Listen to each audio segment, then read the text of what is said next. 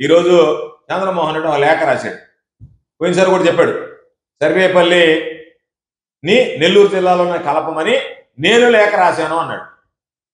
ఇప్పుడు ఆ రోజు ప్రతిపక్షంలో నువ్వు లేఖ రాసినా జగన్మోహన్ రెడ్డి గారు గౌరవించాడు. ఎందుకంటే నిన్ను చూసి కాదు, నీ ముఖాన్ని చూసి కాదు, ప్రజల యొక్క ఆలోచన, ప్రజల అవసరాలు, ప్రజల యొక్క పరిస్థితి, భౌగోళిక విషయాలు అన్నిటిని దృష్టిలో పెట్టుకుని తీసాడు. ఈరోజు నీ ముఖం చూసి నీ పరపతి ఎంత ఉందనేటువంటిది చంద్రబాబు నాయుడు దగ్గర రేపు కాదు. అందుకనే నువ్వు పొయ్యి మాట్లాడడానికి నీకు ముఖం రాక నువ్వేమన్నా ప్రతిపక్షంలో ఉండవా, అధికార పక్షంలో ఉండవా? ప్రతిపక్షంలో ఉంటే లేఖలు రాస్తారు, అధికార పక్షంలో ఉంటే నీకేమైనా అపాయింట్మెంట్ ఇవ్వడం లేదు. ఎందుకంటే తమ చిలకొట్టడం ఎక్కువ అయిపోయింది కదా. సర్వేపల్లి నియోజకవర్గంలో నీ ముఖం నాకు చూపించొద్దని ఏమన్నా అన్నాడా? అందుకని ప్రజల్లో ముఖం చెల్లుబాటు కాక ఆయన నీకు అపాయింట్మెంట్ ఇవ్వకపోయేటప్పుడు నువ్వేమన్నా లెటర్ రాసావా? తప్పు సోమిరెడ్డి. నువ్వు పోయి లెటర్లు రాయడం కాలక్షేపం చేయడం కాదు.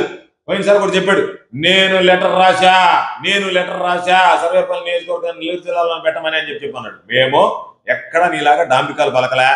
జగన్మోహన్ రెడ్డి గారి దగ్గరికి వెళ్ళాం, ప్రజల సమస్యలు వివరించాం, ఆయన సానుకూలంగా స్పందించాడు, అర్థం చేసుకోగలిగే మనస్తత్వం ఉంది కాబట్టే, ఈ ప్రాంతాన్ని గురించి తెలుసు కాబట్టే నెల్లూరు జిల్లాలోనే సర్వేపల్లి నియోజకవర్గం కొనసాగించాలనేటువంటి నిర్ణయం ఆయన తీసుకున్నాడు.